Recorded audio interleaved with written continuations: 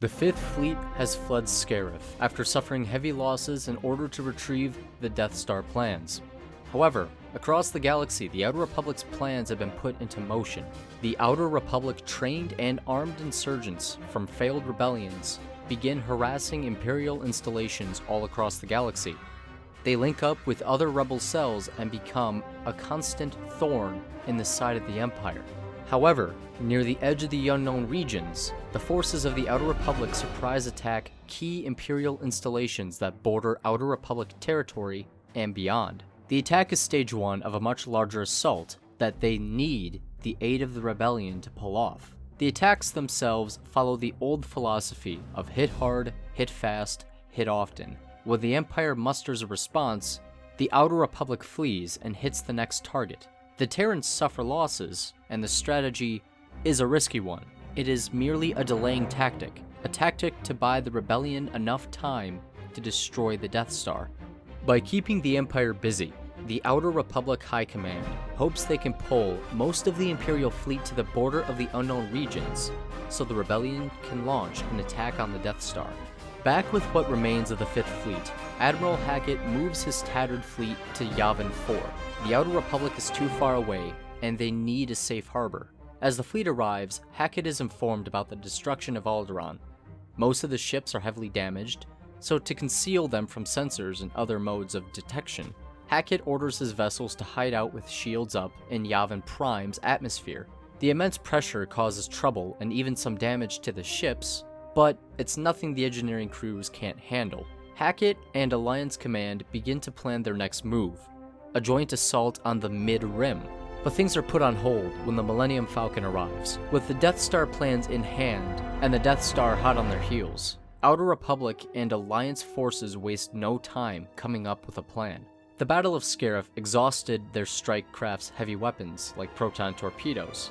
However, most of the strike craft are still ready for battle. Unfortunately, the Alliance has just enough heavy ordnance to arm only their own ships.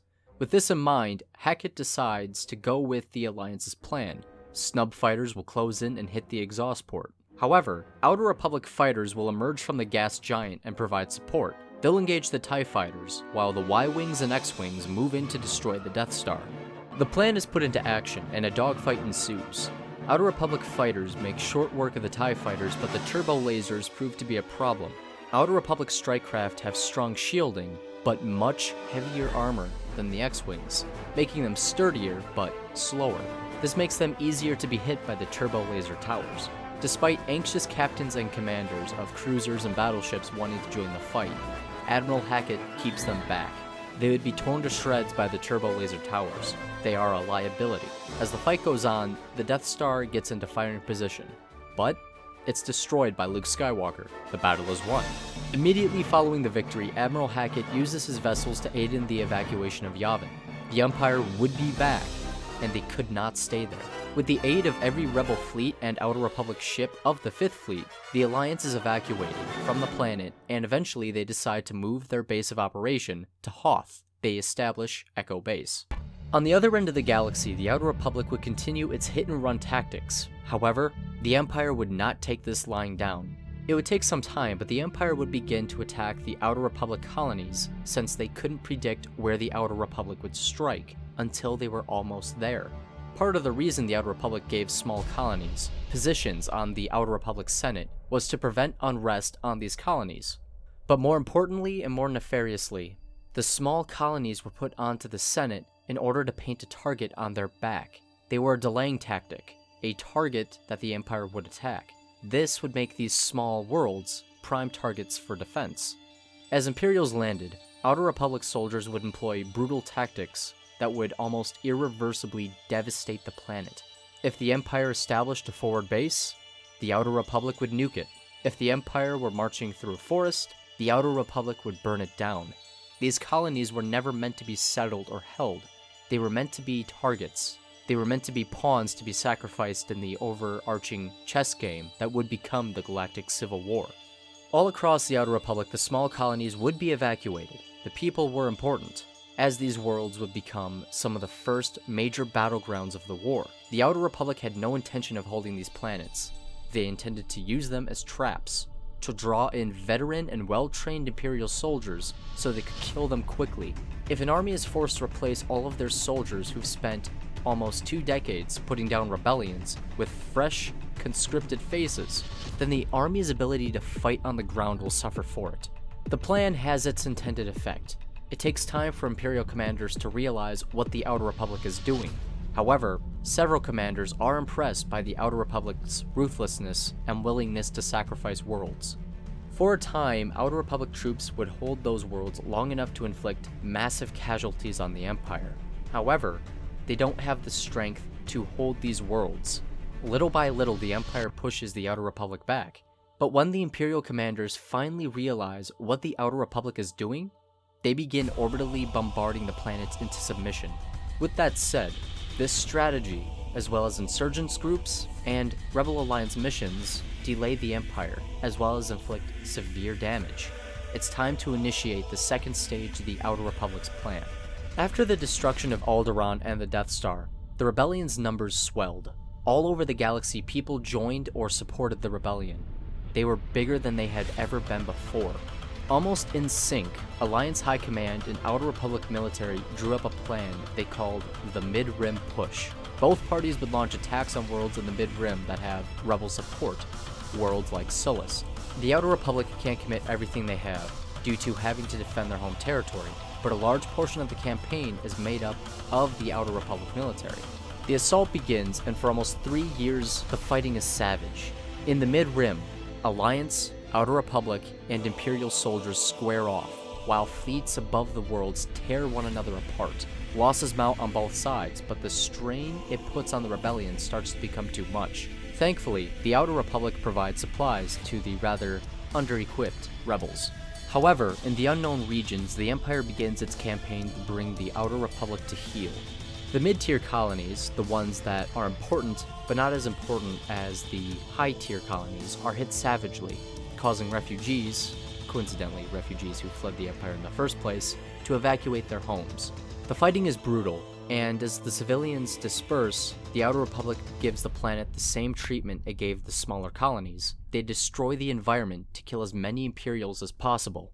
Seeing the casualties mount, an Imperial admiral gets an idea to break the Outer Republic's spirit. He amasses vast amounts of ships and soldiers, then makes his way to one of the first colonies established by Earth, one of her most populated, the world of Cadia. The Imperials catch the Outer Republic by surprise, leading to the defenders being woefully unprepared to defend the world. The orbital defenses are torn apart, and the defense fleet is forced to flee. As Imperial forces land, they are met with fierce resistance from citizens and military alike.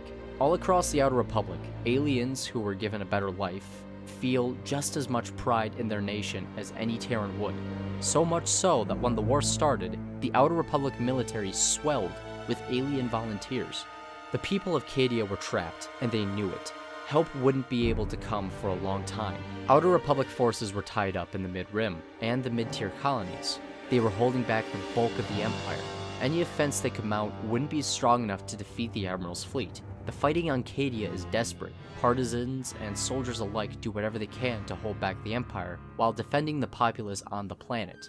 All over the galaxy, Outer Republic soldiers start to think that they are in way over their heads. The initial momentum they had at the start of the war is gone. What they have now is a war of attrition, and they're losing. But then, across the holonet, the origins of the Terrans is unveiled, and the species grows up. On every world, foreign and domestic, Terrans fight with a renewed vigor. Across the galaxy, this doesn't go unnoticed. Palpatine is enraged by this, and begins pooling his resources for a decisive battle. These Terrans were created to stop a powerful wielder of the dark side. They are a threat he cannot allow to live. They've been a thorn in his side for too long. They must be exterminated. Back on Cadia, the Imperial Admiral hears about the origin of the Terrans, but more importantly, notices that their spirits aren't broken. Simply conquering Cadia won't be enough in light of this new information. Understanding that the battle for Cadia will continue to go on, the Admiral initiates Base Delta Zero. Above the planet's orbit, the Admiral orders his ships to bombard Cadia into dust. There is no clever solution, no valiant last stand. This is something the citizens of Cadia can't run from. It takes hours, but the Empire reduces the planet's beautiful Earth-like environment into a molten slag. With the loss of the Outer Republic's first, and one of its largest colonies, the morale of Outer Republic soldiers, as well as civilians, takes a major hit. All across mid-tier colonies, the Empire does the same thing to these worlds. Several civilians as well as military personnel are able to evacuate.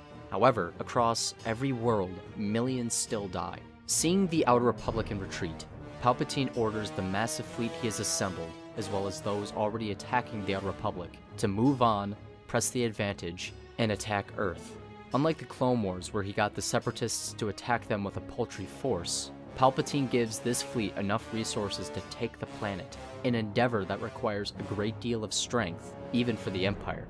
Earth hasn't been idle in the 2 decades she's had to prepare. Littering the planet's orbit lies several thousand Mac gun stations of varying sizes. Most are no larger than a cruiser's main gun, but several are a new experimental design that can rip a capital ship in half with a couple of shots. However, the time in between shots ensures it can only fire a handful of times. Beyond this, on Earth's surface, is a planetary shield generator. It isn't as fancy as the one on Scarif, but it is strong enough to prevent most orbital bombardments.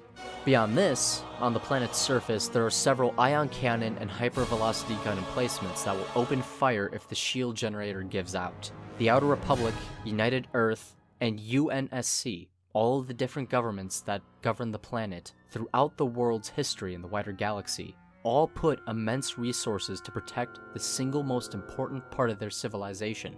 This includes the Earth Defense Fleet. The fleet is made up of a large portion of the entire Outer Republic fleet, and it has been heavily reinforced from the fleets fleeing the mid-tier colonies. Beyond this, to aid the evacuation, older decommissioned vessels are reactivated, leaving the orbit of Earth littered with thousands of vessels.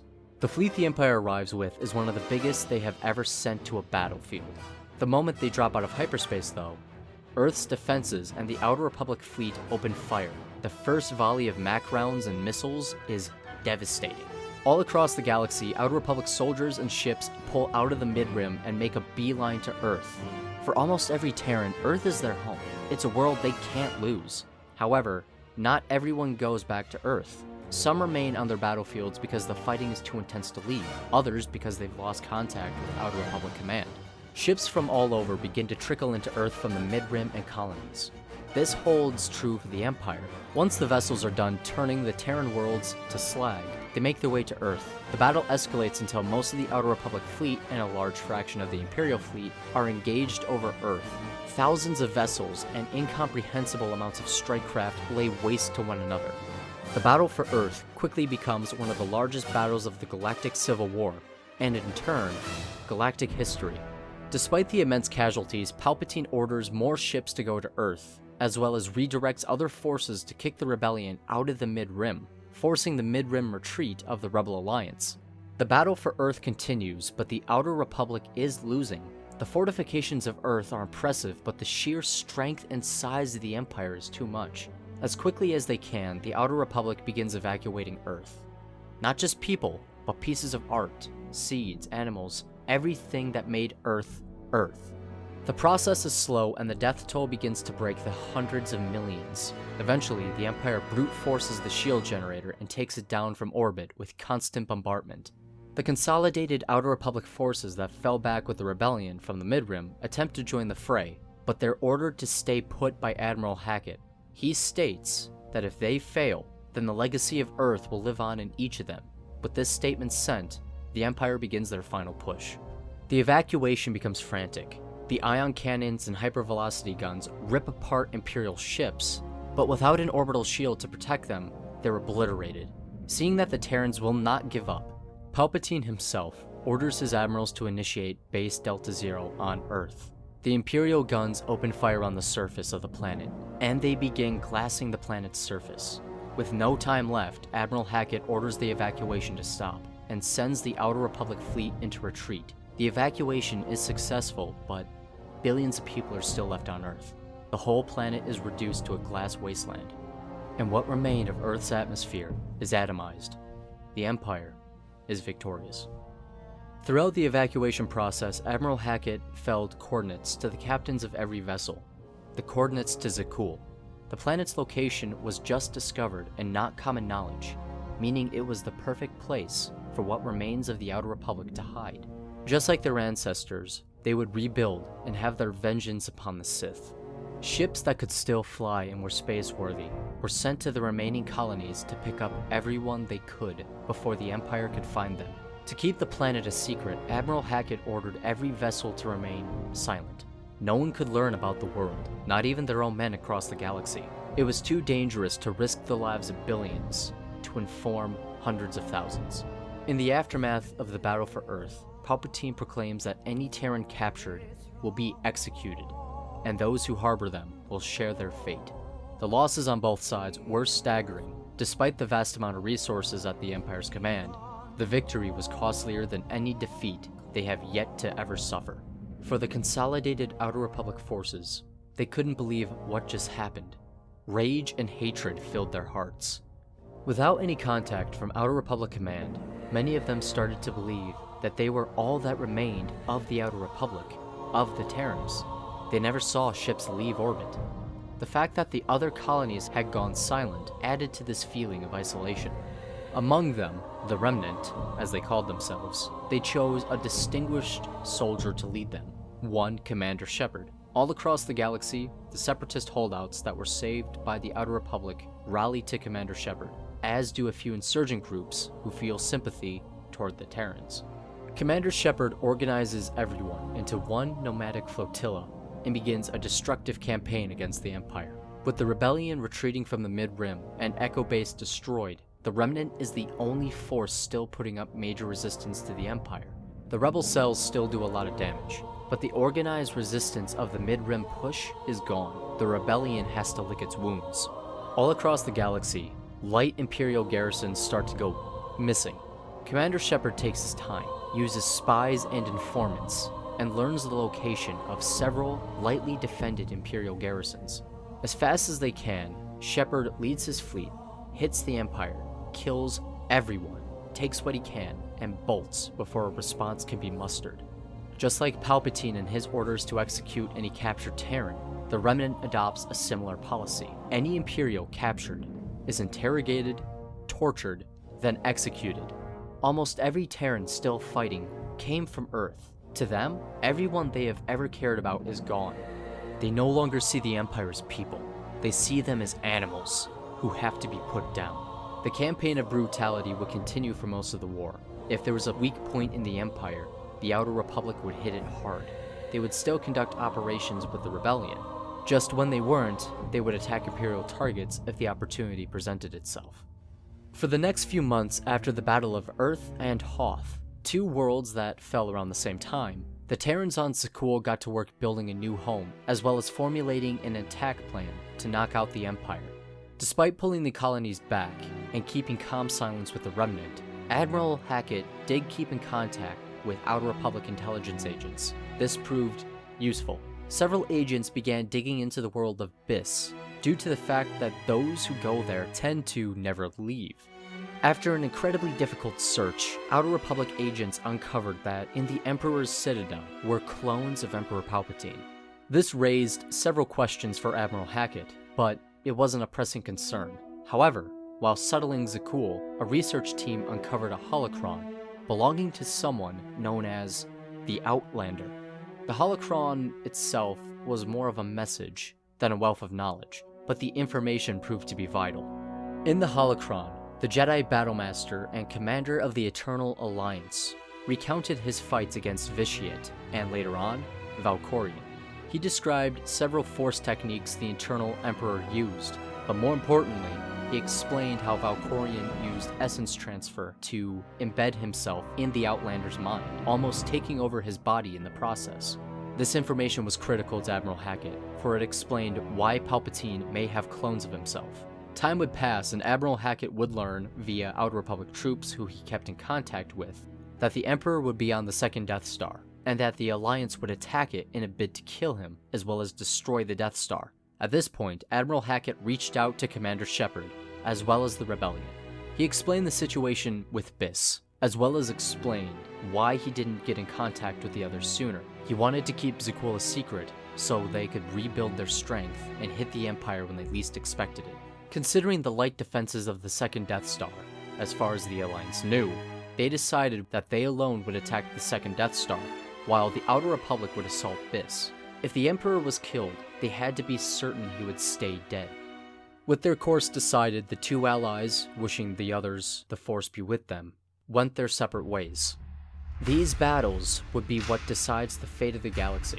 Commander Shepard's fleet, as well as the might of the whole Outer Republic fleet, including the Separatist holdouts and reactivated surplus ships, rendezvoused at what remained of Earth.